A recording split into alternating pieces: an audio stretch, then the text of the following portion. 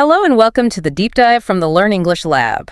Today we're doing some advanced English listening practice on a topic that I think we can all relate to, especially if you're learning a language. It's all about one central question: how to remember new words longer. Mm-hmm. You know that feeling, don't you? You encountered this brilliant new word in an article or a conversation. Oh, absolutely. The moment of discovery. It's exciting. It is, and you write it down, you look it up, you understand it perfectly in that moment, and you think, okay, I've got this one. And then a day later, maybe even an hour later, you try to use it and nothing. It's just vanished. Exactly. It's like it just evaporates. You might even recognize the word if you see it again, but the meaning, and more importantly, how to use it, it's gone.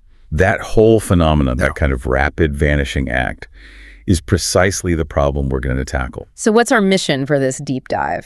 Our mission is to really arm you with scientifically backed strategies. Yeah. We want to move beyond that frustration, beyond just staring at lists of words and hoping they stick. Yeah. So we're aiming for a process that's not just effective, but sustainable. Something that actually builds lasting knowledge. That's the goal, because every new word you really truly master isn't just a point on a test. No, it's a building block, right? It's a pillar for a bridge you're building. A bridge to new opportunities, new cultures, new ways of expressing yourself. That's a great way to put it. But if those pillars, those words, are just weakly memorized, the whole bridge is unstable. It is. So we're here to show you how to set those pillars in concrete. We're not talking about magic or shortcuts. It's about understanding how your brain actually works. Okay, so no more rote memorization and reading endless dictionary lists. We're moving past that. We're going to focus on context, on something called active recall, and on building these powerful word networks. And to get there, we first have to understand the enemy. We have to know why those words slip away in the first place. Okay, so let's unpack that. Forgetting, it feels so personal, doesn't it? Like it's a flaw in my intelligence or my memory. It really does, but that's the first myth we need to bust. Forgetting isn't a flaw, it's a necessary function. A necessary function? How do you mean? Your brain is fundamentally designed to filter things out. Imagine if you remembered every single thing you saw or heard today, every license plate, every bit of a song in the elevator. It would be complete chaos, just cognitive overload. Exactly, you'd be paralyzed. So the brain has this built-in system to prioritize what's relevant. Yeah. And if new information isn't signaled as important, it gets culled. It gets thrown out. And the person who first mapped this process, this was a German psychologist from the 19th century, right? Yeah. Hermann Ebbinghaus. Yes, Ebbinghaus.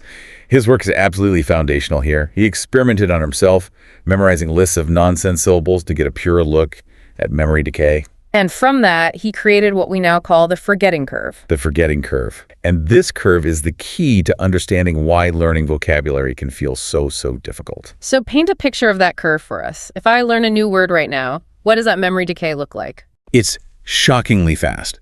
Let's say the moment you finish studying, your retention is at 100%. Okay, I feel good. I know the word. Ebbinghaus showed that the decline isn't a gentle slope. It's a steep drop. You could lose up to 50% of that new information within the first hour. 50% in an hour. Yeah. That's incredibly demoralizing. It is if you don't understand what's happening. It explains why cramming for a test feels so useless a week later. So I could spend an hour learning 20 words, and by the time I finish lunch, 10 of them are already fading away. That's the reality of it. The brain's assumption is that this new, isolated bit of data, say the word surreptitious, is probably just noise. It's clutter. So unless I do something to reinforce it, those new neural connections just wither. Think of it like a new path you make by walking through a grassy field. If you don't walk it again very soon, the grass just springs back up and the path disappears. And for someone learning English, this must feel even more intense. The brain is getting flooded with new information all the time. Oh, absolutely. The sheer volume of competing new data points, new grammar, new sounds, new words makes that filtering system work over time. It makes a curve feel less like a curve and more like falling off a cliff. Wow. Okay. And this filtering process, this natural forgetting, leads us right into what you called the biggest trap for learners. Yes, the passive versus active vocabulary trap. Right. I think a lot of people, myself included, sometimes confuse being able to recognize a word with actually knowing it. It's a critical distinction. Let's define it. Your passive vocabulary is huge. It's all the words you understand when you read them or hear them. So if I'm reading an article and I see the word ubiquitous, I know what it means. I don't stumble. Exactly. You recognize it. It's like seeing a familiar face in a crowd. You know you've seen them before. But I couldn't tell you their name or where I met them. Perfect analogy. Yeah. Well, active vocabulary is your arsenal. It's the much, much smaller set of words that you can pull out of your head and use confidently, correctly, and quickly when you're speaking or writing. And that's the real challenge. I see this all the time. A student can understand a complex text, but when you ask them to talk about it, they go back to using really simple verbs and nouns. Because recognition is easy on the brain. It's a matching game. The brain sees the word and just has to find the file for it. Production, on the other hand, Is a whole different process. a much more demanding one. To produce a word, your brain has to come up with a concept, search its entire network for the right word, check the grammar, check the context, and then physically say it. It requires really strong, well-traveled neural pathways. And if you've only ever passively reviewed the word, that pathway is more like a faint trail in the woods. It's too weak. It can't handle the pressure of a real-time conversation. This leads to that tip of the tongue feeling. You know the word exists, but you can't retrieve it. So moving a word from passive to active, that's where the real work and the real mastery happens. It's everything. And that brings us to the next problem. Why so many words get stuck in passive mode. It's the problem of isolation. Because they don't have any context. They're like that face in the crowd with no name or Yeah. backstory. Exactly. When you learn a word from a simple, word definition, it's a stranger. Has no connections, no emotion, no story. Our brains don't work like a spreadsheet, do they? We can't just add a new row of data and expect it to stay there. Not at all. Memory is a web. It works by attaching new information to things you already know and care about.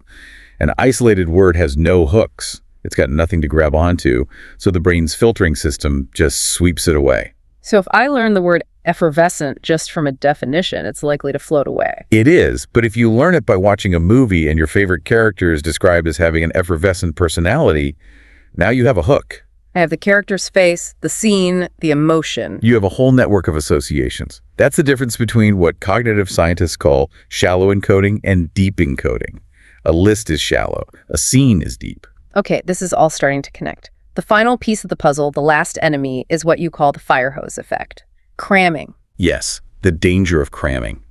Trying to force-feed your brain 100 new words the night before a test? We've all done it. And we all know how it ends. You might remember a few for the test, but a week later, They're gone. And the reason is interference. When you try to stuff too many new things in at once, especially similar-sounding words, they all start to blur together. The information you learned 5 minutes ago is actively fighting with the information you're learning right now. it's like a traffic jam in your brain. Nothing can get through properly. A very messy traffic jam. The brain needs time to process and consolidate new knowledge. That happens during rest, during sleep. If you just keep blasting it with new information, it's all just shallow learning. The water from the fire hose just splashes off instead of soaking in. So understanding these four things, the forgetting curve, the passive trap, the danger of isolation, and the overload from cramming, that's the first step. It is. Once you know what you're up against, you can start building the right habits to fight back effectively. Okay, so we've diagnosed the problem. We know why words disappear. Now let's build the solution. The foundational habits that create an environment where words actually want to stick. And has to start with making the language unavoidable. If the brain filters out what's irrelevant, our job is to signal that English is not just relevant, it's essential. And that means consistent exposure, immersion. Immersion and absorption. And the absolute cornerstone of that is reading. It sounds so simple, almost old-fashioned. Just read more. It sounds simple, but its power is immense. Reading extensively gives you everything we've talked about. It provides context, it shows you words used naturally, and it gives you the repeated encounters you need to signal importance to your brain. And you mentioned something earlier that's critical collocations. Yes. Reading is the best way to learn collocations, the words that naturally go together. Like you don't do a mistake, you make a mistake. Exactly. Or we talk about heavy rain, not strong rain. You can't learn that from a definition. You only learn it by seeing it over and over again in books, articles, and stories. It's what makes your English sound natural, not like a textbook. But there's a risk here, right? If I pick up, say, a Charles Dickens novel and I have to look up every other word, I'm just going to get frustrated and quit. Of course. That's where the principle of comprehensible input comes in. A good rule of thumb is the 95% rule. Meaning I should understand 95% of what I'm reading. Around that, yes. You want to choose material where you're comfortable with most of it. That way, your brain has enough context to figure out the meaning of the new 5% without you having to constantly stop and use a dictionary. It makes learning feel less like a chore and more like discovery. So it's about finding that sweet spot. Yeah. Challenging, but not overwhelming. That's the zone for effective learning. And you need to balance that reading with active listening. Active listening, you're making a distinction there. So not just having an English podcast on in the background while I'm doing the dishes. That's passive exposure. It's better than nothing, but it's not going to build your vocabulary efficiently. Active listening is focused. It's deliberate. So what does that look like in practice? It means maybe you listen to a short segment of a podcast. If there's a transcript, you read along. Then you listen again without it. You're not just listening for the general idea. You're listening for specific words, for pronunciation, for the intonation the speaker uses. You're trying to build that auditory file in your brain for the word. You're connecting the sound to the meaning. It's a vital step for being able to eventually produce the word yourself. Okay, so reading and active listening are the inputs. But how do we create that full immersion environment you talked about, especially if we don't live in an English-speaking country? You have to engineer it. You make small, simple changes that force you to interact with English all day. Like what? The easiest one. Change the language on your phone and your computer and your social media apps. Oh, that's a good one. It forces you to learn all that technical vocabulary. You'll learn words like settings, notifications, and edit profile without even trying. Follow news outlets and content creators who post only in English. Even label things around your house.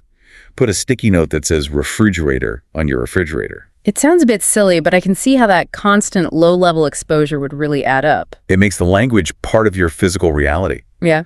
Okay, so now you're being exposed to all these new words. The next crucial habit is how you record them. We have to move beyond a simple list. Right. The word equals definition model is what sets us up for that isolation trap. Completely. Your vocabulary notebook, whether it's a physical book or a digital app, needs to be a rich database for each word. So what are the non-negotiable things that need to go into an entry? Okay, at a minimum, the word itself, its part of speech. Is it a noun, a verb, an adjective? A clear definition, of course. And then, crucially, at least 2 example sentences. 2. Why 2? One should be the exact sentence where you found the word. That's its natural habitat. It preserves the original context. The second sentence should be one that you create, using the word in a way that's relevant to your own life, your job, or your interests. Ah, so that's the personalization step, tying it to your own experience to create a stronger hook. That's the deep encoding. Then you add a synonym and an antonym, and most importantly, you add 2 or 3 common collocations. Back to those word partners again. Always. If you learn the word decision, you don't just write a choice. You write make a decision, a tough decision, reach a decision. You're learning the word as part of a functional chunk.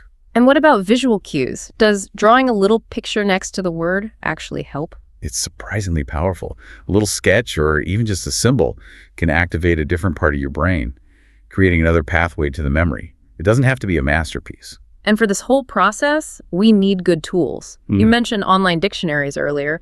Are some better than others for learners? Definitely. I'd recommend learners' dictionaries, like the ones from Cambridge, Oxford, or Merriam-Webster. What's the difference? They define words using simpler language.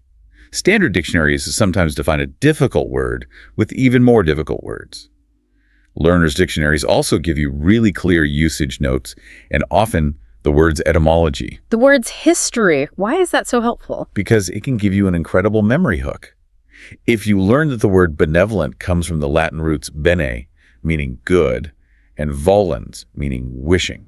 Then wishing good makes perfect sense for kind. And now you have a key to unlock a whole family of words. Benefit, benefactor, beneficial. You're not just learning one word, you're learning a system. So these are the foundations: consistent, understandable input, and a really smart, deep way of recording what you find. That's the bedrock. Once you have this in place, you're ready to bring in the heavy machinery, the specific techniques to hack your memory. All right, now we get to the really active strategies. We know about the forgetting curve, that steep drop in memory. So what's the ultimate weapon to fight back against it? The ultimate weapon is, without a doubt, spaced repetition, or spaced repetition systems, SRS. SRS. I've heard this term a lot. It sounds technical, but what is it actually doing? It's essentially a way to perfectly time your review sessions. It takes Ebbinghouse's own research on the forgetting curve and turns it back on itself. Okay, so how does the timing work? Why is it better to review a word, say, 2 days from now instead of 2 hours from now? Because the system's goal is to make you review the word at the exact moment you're about to forget it. Just before it disappears. Precisely. If you review too soon, the recall is too easy. It requires no effort, and your brain doesn't see a reason to strengthen the memory. If you review too late, you've already forgotten it, and you're basically learning it from scratch again. So SRS is designed to find that perfect moment of desirable difficulty. That's the term for it. That little bit of cognitive struggle is a powerful signal to your brain. It says, hey, I had to work to get this information. It must be important. Let's store it more securely. And how does it work in practice? I know there are apps for this, like Anki or Quizlet. How do they know when I'm about to forget something? It's based on your feedback. When you see a flashcard, you'll review it, and then you tell the algorithm how easy or hard it was to remember. So I'd rate it like easy, good, or hard. Right. If you say easy, the app knows the memory is strong, and it might schedule the next review for 2 weeks from now. But if you say hard or again, it knows the memory is weak and might show you that card again in 10 minutes and then tomorrow. So it customizes the review schedule for every single word based on my own brain. Exactly. It's incredibly efficient. You end up spending most of your time on the words you struggle with and almost no time on the words you already know well. But the key here, I imagine, is consistency. You can't just do it once a week. Oh, it's absolutely vital. 10 or 15 minutes every single day with your SRSQ will produce vastly better results than trying to cram for 2 hours on a Sunday. It's about that gentle, consistent reinforcement. Okay, so we've got the timing down with SRS, but the review itself has to be effective. This brings us to active recall. Yes, or what's sometimes called the testing effect. And the science on this is crystal clear. The single most effective way to learn something is to test yourself on it. More effective than just rereading it. Far more effective. Most students spend their study time passively looking over their notes or their vocabulary lists. The answer is right there in front of them. So it just feels familiar. It confirms that passive recognition we talked about. Right. It creates an illusion of competence.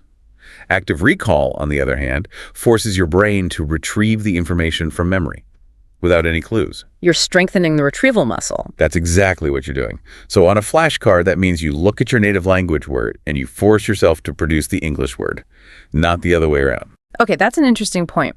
Why is it so important to go from your first language to English and not English to your first language? Because in real life, you start with a concept you want to express, and then you have to find the English word for it. Translating from your L1 to English mimics the process of speaking. Translating from English to your L1 just tests recognition again. That makes so much sense. What's another good active recall technique? The blank sheet of paper method. It's simple, but very powerful. You take a word you're learning, let's say juxtaposition. You put your notes away, take a blank piece of paper, and write down everything you can remember about it. The definition, a sentence, collocations, anything. Anything and everything. When you can't think of anything more, then you check your notes. The gaps in your knowledge will be immediately and painfully obvious. You'll see exactly what you need to focus on. And I guess the ultimate form of active recall is trying to explain the word to someone else. The Feynman technique, yes. If you can explain what juxtaposition means and how to use it to a friend in simple English without looking at your notes, you have truly mastered that word. If you stumble or have to use vague language, you know you've got more work to do. These techniques are really about forcing your brain to engage deeply. But sometimes a word is just weird. It's hard to get a grip on. That's where mnemonics come in, right? Yes, mnemonics are like creative cheat codes for your memory.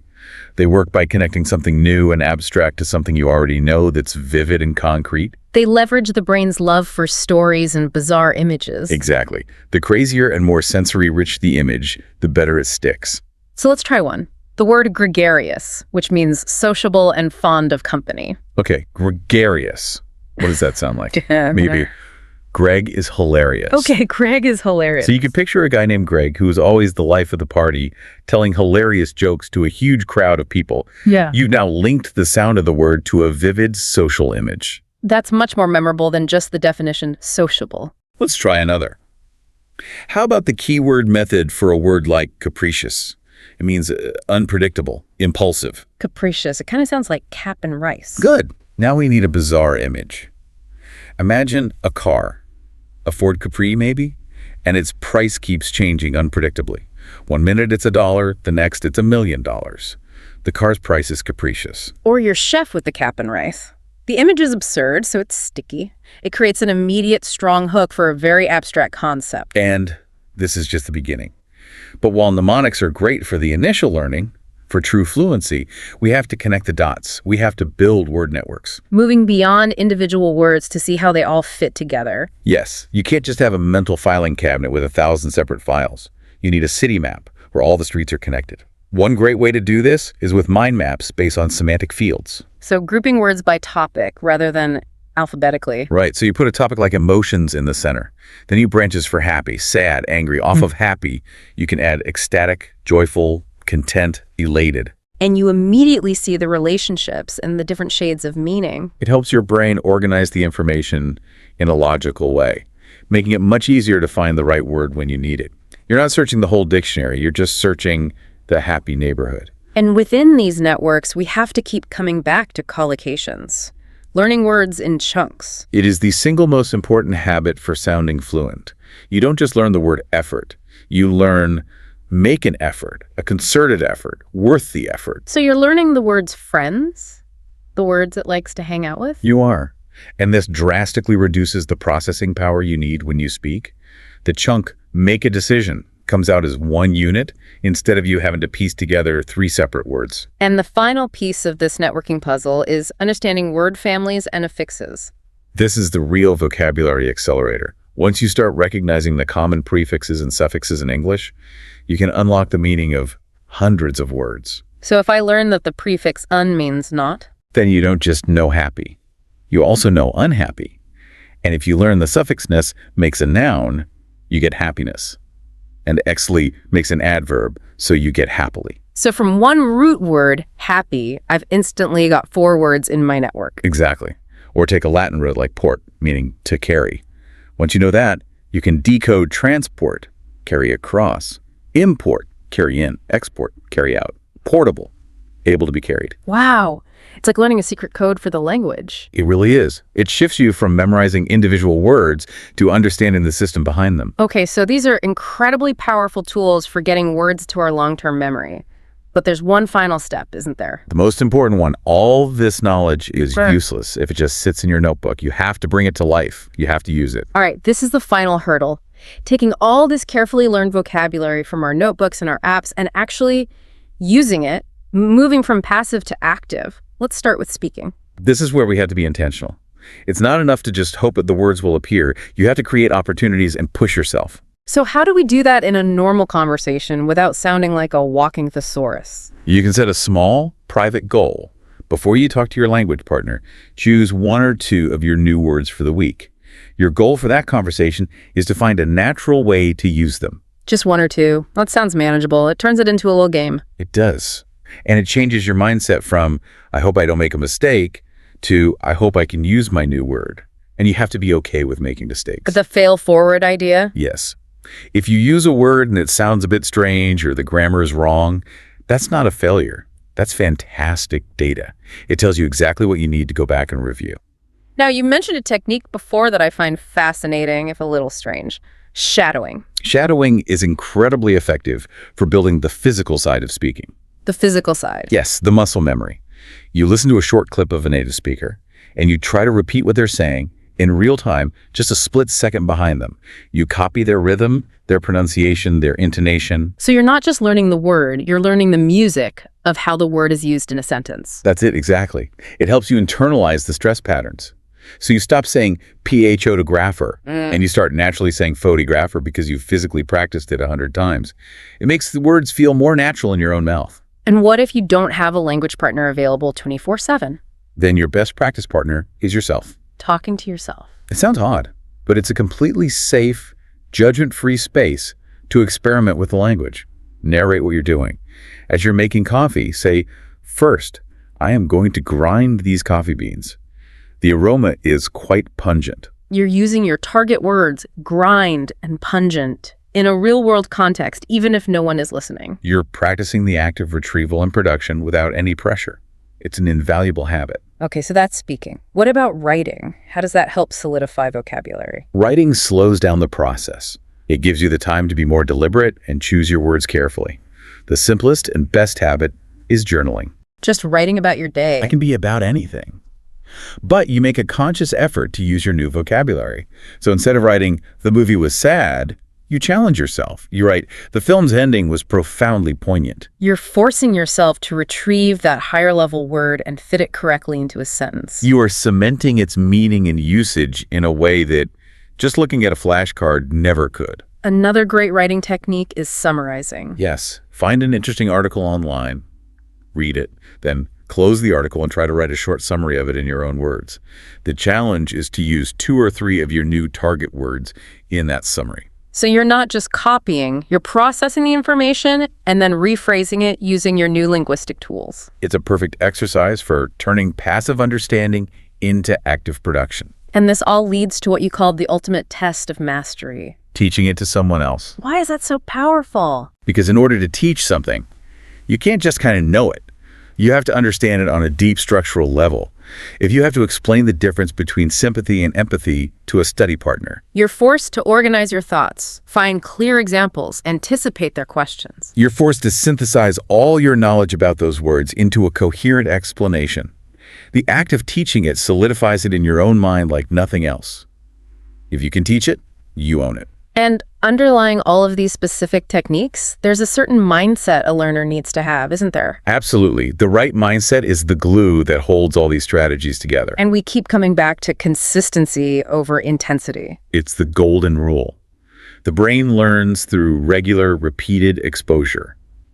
A little bit every day is so much more powerful than a long, exhausting session once a week. It's a marathon, not a sprint. And we have to get comfortable with mistakes. We have to reframe them.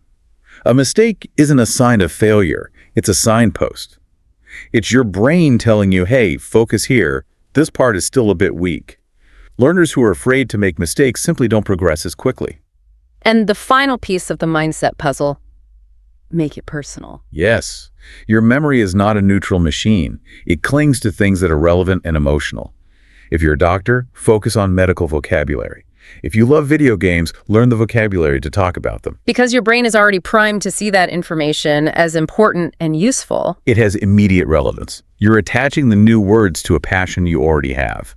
That creates the strongest possible memory hook, and it ensures that the vocabulary you're building is actually a vocabulary you will want and need to use. Hashtag outro. Wow, this has been such a thorough breakdown. We've really gone from the why of forgetting to a complete toolkit for remembering. It's about working with your brain, not against it. So let's just quickly recap the absolute core elements. To really make new words stick, you need to focus on 4 key things. First is context. Yes, learning words within rich, meaningful situations, not from isolated lists. Second, active recall. Actually testing yourself and forcing your brain to retrieve the information. Third, spaced repetition. Timing your reviews perfectly to interrupt the forgetting process. And finally, production. Consistently using your new words by speaking and writing them. Pushing them from passive knowledge into active skill. If you build your learning routine around those 4 pillars, you're creating a truly resilient system. You move beyond just recognizing words and into a place of true ownership. Fluency really is a journey of patience and using the right strategies, and you now have an arsenal of them. You do. So as we wrap up, we want to leave you with a final provocative thought to take with you this week. We've talked a lot about how memory thrives on emotion, relevance, and meaning. So here's the challenge. What small daily task can you gamify or personalize this week to embed one new word so deeply that your brain cannot possibly discard it? Maybe it's creating a truly bizarre mnemonic, or using that word in a conversation with a loved one about something you both care about deeply. Just pick one word. Make it absolutely unforgettable. See how it feels, and then apply that principle to the rest of your learning. An excellent challenge. Thank you so much for joining us for this deep dive. And if you found this discussion helpful and you're feeling more confident about building your vocabulary, we'd really appreciate it if you would like, share, and subscribe to this YouTube channel. It helps us create more advanced English listening practice and deep dives like this one. Until next time, keep building those bridges.